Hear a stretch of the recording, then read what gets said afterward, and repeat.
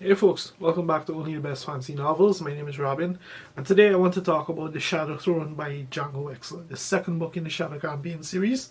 And in this book, Django Wexler takes the win from The Thousand Names, and he runs with the story in a very interesting direction. One that is both it both has a lot of story to tell, and it also does quite a bit of setup for the I'm assuming the remainder of the series. Like there are certain things in here that are going to be very interesting to see how they play out.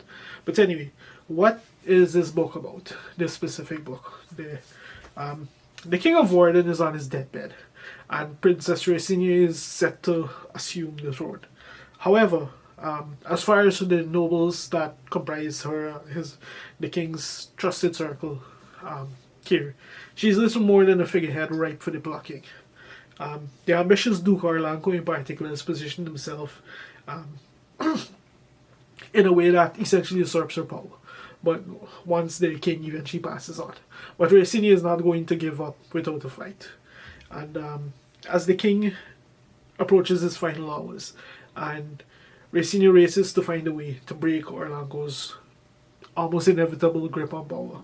Um, she has to wonder, can the returning Colonel Volnick offer a way forward for her through this particular maze. Um, so, like I said, this is clearly a book that's meant to set the stage for things to come, but it also has a very interesting story of its own to tell.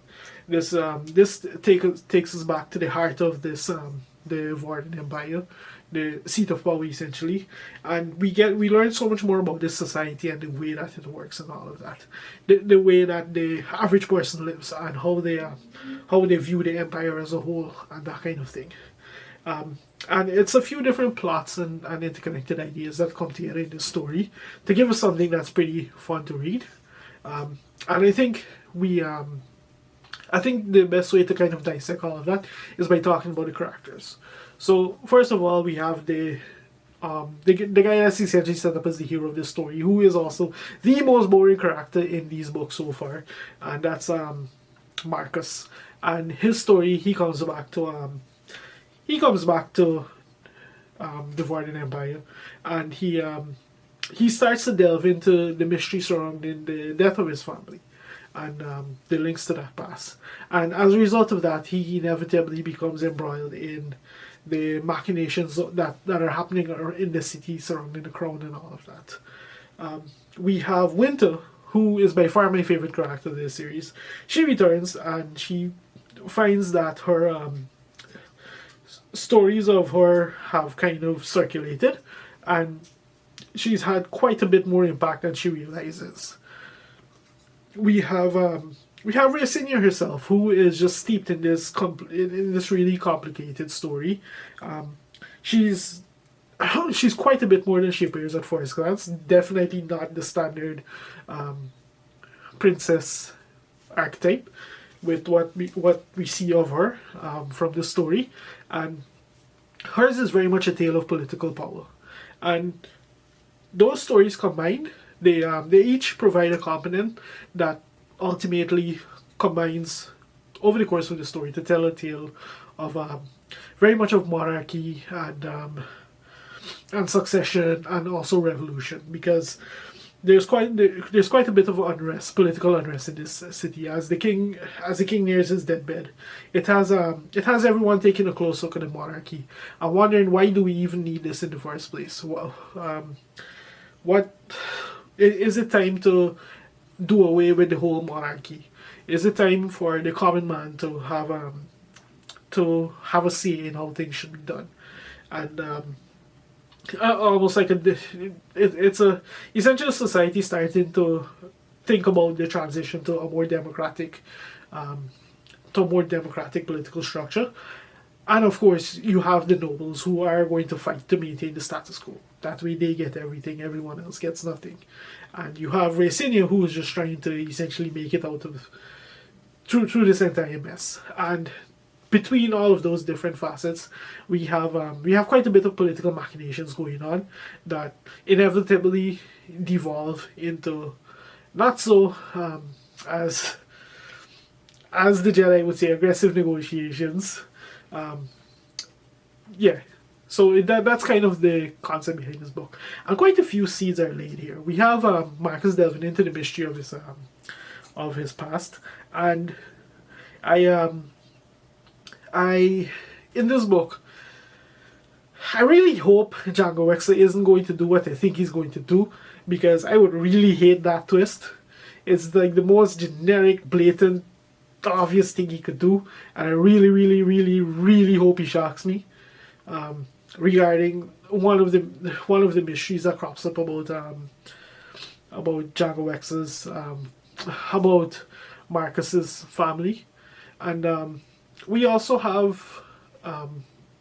see certain things that begin to kind of take shape here, that once again is also priming a particular character for a generic path.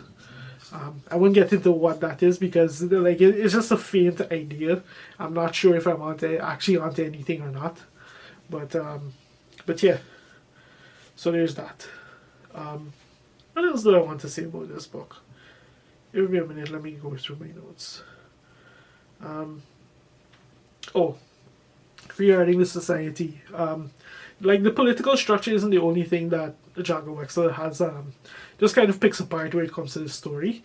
He also delves into some more social issues. Like we have this is very much a society that is heavily influenced by war. So as a result of that, we have certain components that also begin to get challenged.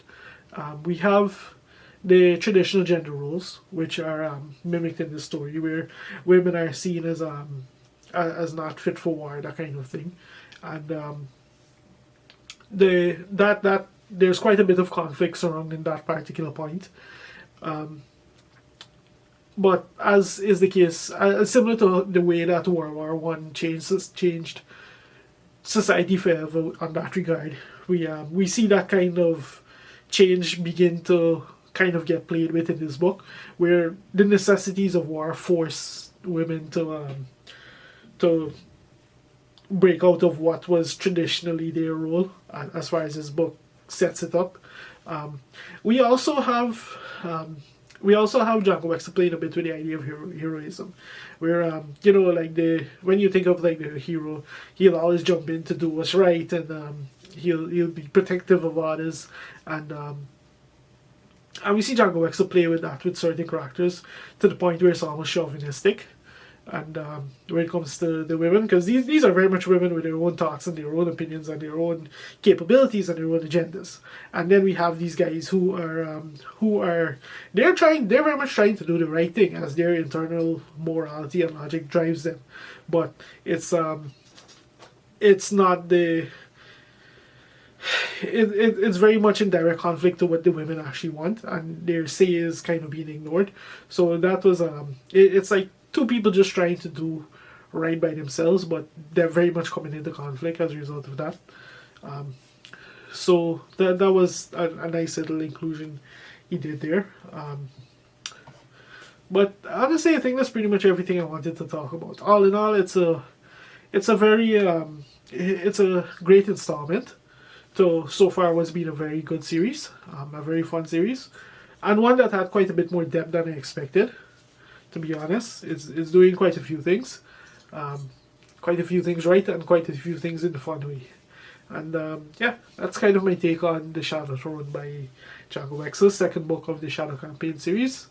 If you've made it this far into the video, thank you very much for watching, and I'll see you next time.